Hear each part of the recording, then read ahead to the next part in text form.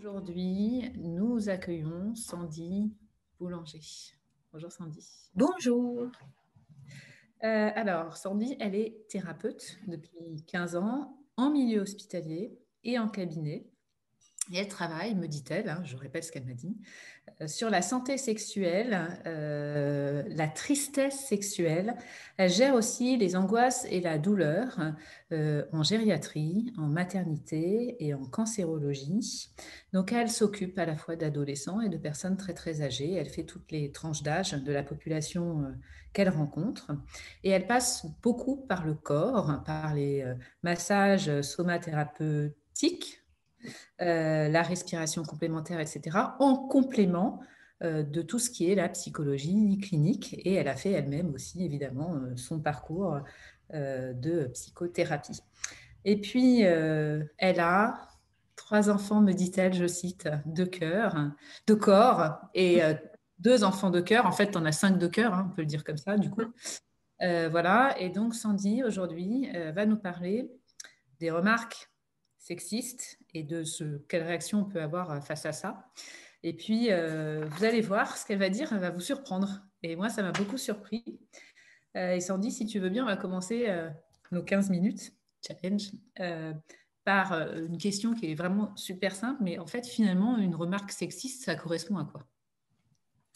Alors, une remarque sexiste, c'est forcément une allusion qui n'est pas forcément négative. Elles peuvent être placées, dites sous le coup de la blague, qui a trait à notre sexualité.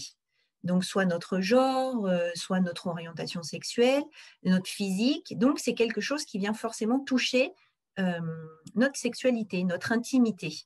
On vient du coup se demander, est-ce que c'est vraiment une remarque sexiste?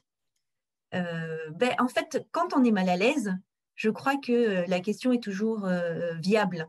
Quand on sent qu'une remarque nous met mal à l'aise, il faut se faire confiance, on a souvent une bonne intuition. Donc ce mal à l'aise vient nous signaler quelque chose qui nous déplaît et à nous de voir effectivement si, ok, je ne suis pas de très bonne humeur ce matin, je prends tout à rebrousse-poil, ou effectivement il y a quelque chose qui ne me convient pas et c'est là où il va falloir prendre une décision de réaction. Je reprends le micro.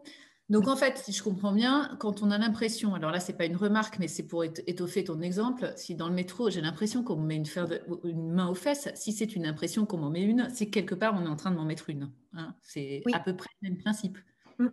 exactement. Et c'est pour ça aussi que c'est intéressant de se demander, et on se le fait d'ailleurs, c'était intentionnel ou c'était pas intentionnel? Du coup, qu'est-ce qu'on fait? On va jeter un regard plutôt noir sur la personne qui est à côté, qui a eu la main qui nous a effleuré, et on va essayer de déterminer si c'était une main innocente qui a frôlé comme ça, ou si cette personne a l'air coupable. Donc, ça fait partie finalement uniquement à notre capacité de jugement. Qu'est-ce qui va nous faire pencher dans c'est coupable ou bah non, c'était un accident? Ça, ce sont nos critères qui sont grandement orientés, colorés par notre humeur du jour. Et du coup, c'est là où on vient à trouver une réaction appropriée. Du coup, tu m'as parlé, quand on a préparé, alors pour votre info à toutes, Sandy, c'est une femme de santé, mais je ne la connaissais pas avant, mais on se tutoie maintenant, voilà.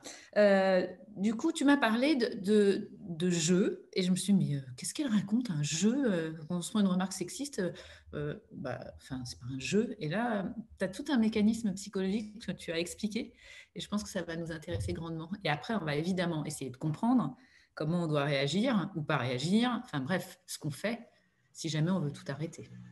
Je te laisse la parole. Je crois que la vie, quand même, est un grand jeu et qu'on a tous intérêt à y jouer grandement. Il y a des outils de développement personnel, de communication qui, depuis quelques dizaines d'années maintenant, sont partagés. En analyse transactionnelle, on vient décrire en fait quel genre de scénarios peuvent se jouer dans une relation, que ce soit privée ou professionnelle. Et du coup, je m'imprègne de cette analyse transactionnelle pour me dire que jusque dans les remarques sexistes, il y a un jeu. C'est-à-dire qu'il y a une personne plus ou moins consciente de la remarque qu'elle va faire, de la critique qu'elle va donner, qui va rentrer en fait dans un mécanisme où ça vient chercher la partie sexuelle de l'autre. Et forcément, quand nous, on reçoit ça, eh bien, en fonction de notre conscience de qu'est-ce qui est en train de se passer, on réagit exactement comme la main dans le métro en fonction de comment est-ce qu'on juge et qu'on reçoit cette information-là. On décide soit de laisser aller, c'était un accident, ou soit vraiment de monter plutôt au credo et de foncer tête baissée avec toute l'artillerie lourde. Bien sûr, il y a un camailleux dans tout ça. On n'est pas soit on se tait, on dit rien, on fait comme si, ou soit on fout le feu à tout le monde et on obtient réparation. Il y a un jeu dans le sens où il y a de nos jours une mauvaise prise en compte de notre sexualité. Je crois qu'il y a énormément d'informations autour de nous. C'est un peu comme une deuxième révolution sexuelle, sauf que ça n'en est pas. Et toutes ces infos, en fait, nous éloignent un peu finalement de qui on est. Trop d'infos tue l'info. Je pense qu'on en est un peu là. On a énormément d'infos sur comment jouir, avec qui, quelle orientation sexuelle on a. D'ailleurs, on n'est pas obligé d'en avoir qu'une. Et toutes ces infos, en fait, on baigne dedans et ça vient un peu perturber comment est-ce qu'on est profondément avec notre sexualité. On sait qu'on doit avoir de multiples orgasmes, hommes comme femmes, parce que maintenant, on a bien compris que les hommes avaient aussi de multiples orgasmes. Il faut aussi qu'on puisse donner du plaisir à l'autre, qu'on puisse être très créatif. On a toute une liste de choses dans notre sexualité qui finalement nous mettent énormément de pression, comme on a beaucoup de pression dans notre vie au quotidien de toute façon. Donc jusque dans le travail, la sexualité, on se demande pourquoi c'est là en fait, mais ça a une place quasiment prédominante parce que si on n'est pas au clair avec sa sexualité, eh bien on va l'utiliser. On va l'utiliser pourquoi? Pour rabaisser l'autre, pour l'utiliser, peut-être soi-même pour se rassurer et se dire que ben voilà, je suis quelqu'un de compétent ou compétente et aussi j'ai cette espèce d'aura, cette séduction. Donc, ce n'est absolument pas le propre des hommes que d'avoir des remarques sexistes et d'utiliser les remarques sexistes. Les femmes aussi font énormément de commentaires et de remarques dans ce sens-là. Je crois que le point de départ, c'est effectivement cette mauvaise gestion soi-même de notre intimité. Qu'est-ce que je viens faire quand je fais une remarque sexiste, en fait, à l'autre? À quoi ça me sert? Et c'est ça, c'est ce point de départ-là qui est hyper intéressant, comme la main dans le métro.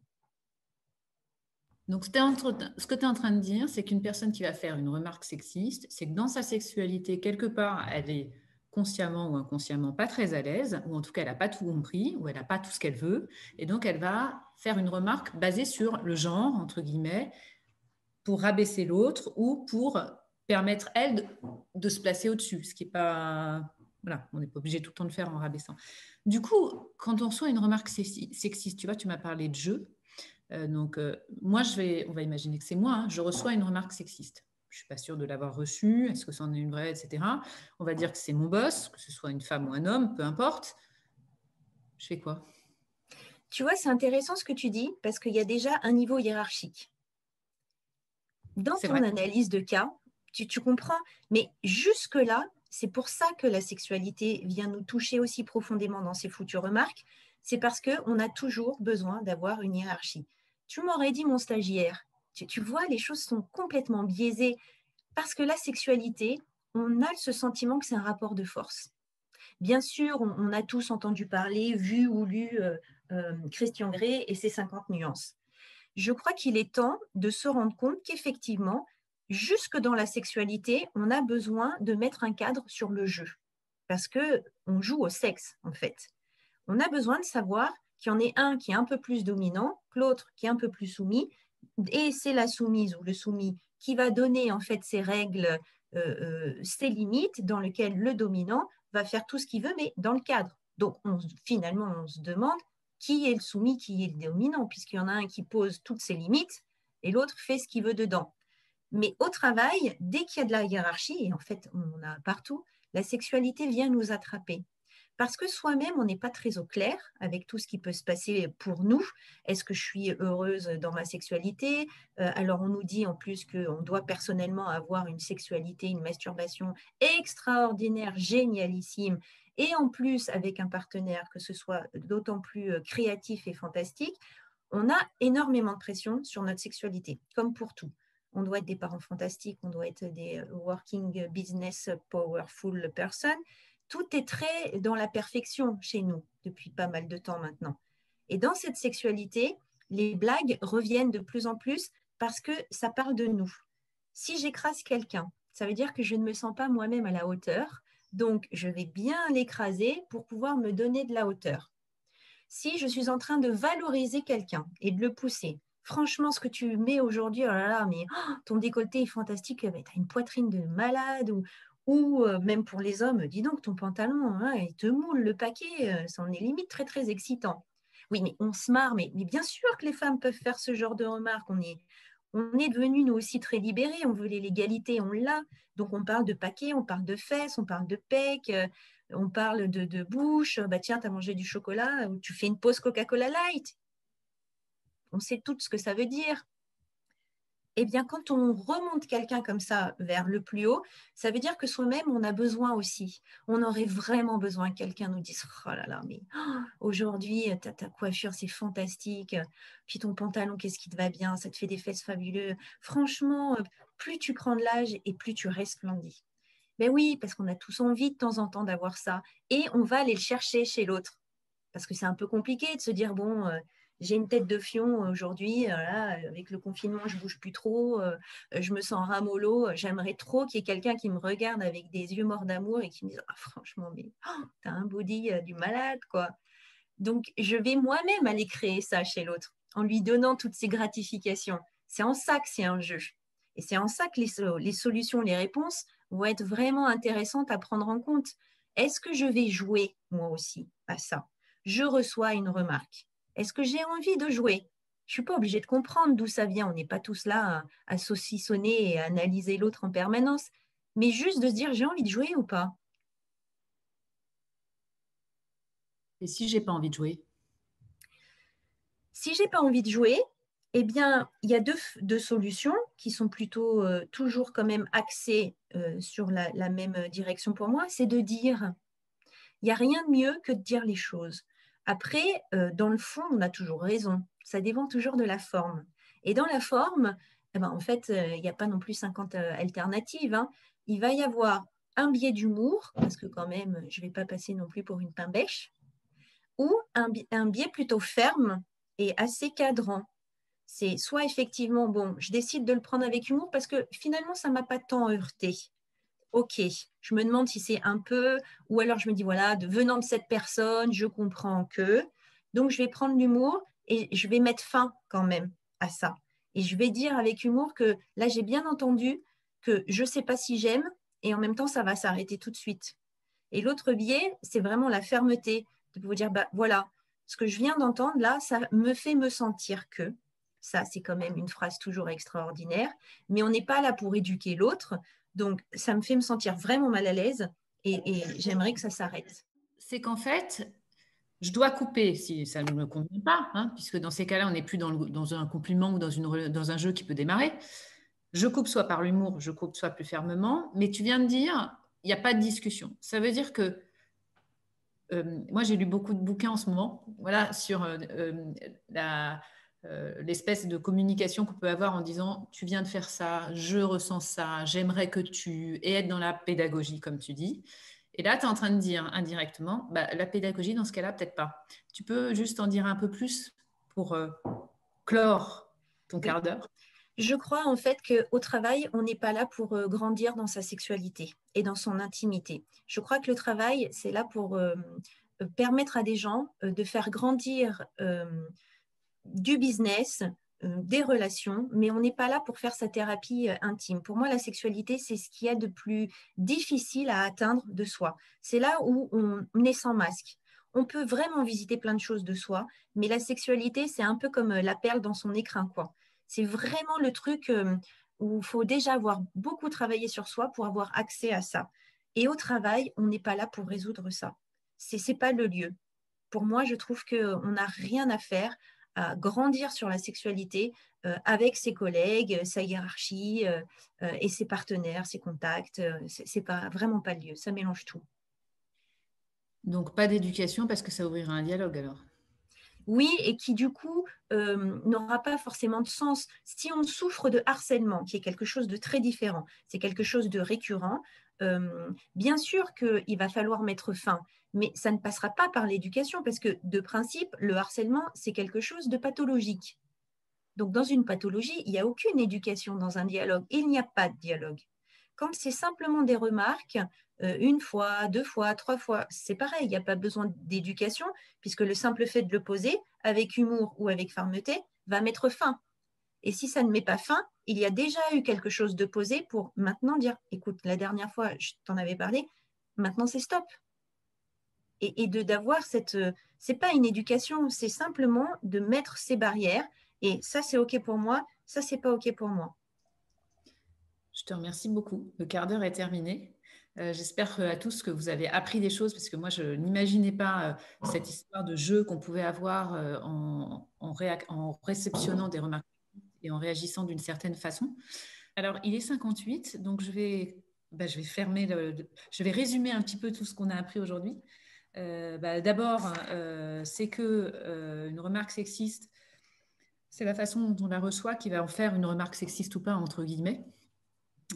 Et que en fonction de la façon dont on va la recevoir ou de la façon dont elle est émise aussi, elle représente souvent quand même, tu l'avais dit quand on avait préparé, souvent quand elle est virulente, une grande tristesse sexuelle de l'autre aussi. Donc il ne faut pas oublier qu'on est aussi dans un schéma comme ça, qu'elle est représentative de l'état de l'autre et qu'on peut faire le choix, soit de jouer si on a envie de jouer, mais dans ces cas-là, on n'est plus dans une autre remarque sexiste désobligeante, soit de ne pas jouer. Et alors, si on ne joue pas, soit on prend légèreté avec de l'humour, soit on est plus ferme. On n'ouvre pas le dialogue. On n'a pas besoin de se justifier sur le fait qu'on n'a pas envie de recevoir une remarque sexiste. Ça, c'est un point important. Que ce soit du stagiaire ou que ce soit du patron. J'avais dit, effectivement, tu as raison, il y a toujours un niveau hiérarchique parce que je pense que c'est toujours plus compliqué. On a toujours plus peur de faire une remarque à son patron, entre guillemets. Je pense aussi ça. Voilà. Et que du coup, il faut bien tenir compte que finalement, autour de nous, si je résume un peu nos propos de façon caricaturale, tout est sexuel, avec des degrés différents et une pression sociétale majeure sur notre sexualité et sur notre capacité à être au max de tout ça. Voilà. De sa sexualité, de son travail, de son apparence, etc. Et c'est pour ça que moi, j'ai vraiment un aphorisme qui m'est cher, c'est d'être bien dans son slip pour être bien dans ses pompes. Parce qu'effectivement, c'est un développement personnel, et plus je suis à l'aise avec ma sexualité et dans toutes ses facettes, et moins j'ai envie de jouer avec les autres, moins je crée des jeux, et moins je joue avec ceux qui en créent pour moi. Donc, c'est quand même assez bénéfique, et en tout cas, j'ai été ravie d'échanger avec vous assez brièvement, mais j'espère que c'était suffisamment intéressant et clair pour vous donner des bonnes pistes. Et bien sûr, je vous répondrai sur notre partage Femmes de santé, si vous avez besoin. Oui, apparemment, Alice n'a pas de son. Donc, du coup, je vais prendre la suite. Merci beaucoup, Sandy, pour l'intervention pour le collectif Femmes de Santé. C'était Avec très plaisir. instructif. Maintenant, à nous d'utiliser les tips et puis de faire ça dans la vie réelle pour savoir bien réagir et bien rebondir et mieux le vivre au quotidien. Merci, Alice, pour l'organisation. Merci, Margot. Et à très bientôt. Bonne journée à toutes et à tous, même si je pense que les hommes sont quand même en grosse minorité. Oui, À ils sont là. bientôt. Ils sont là. Au revoir, Au merci. revoir.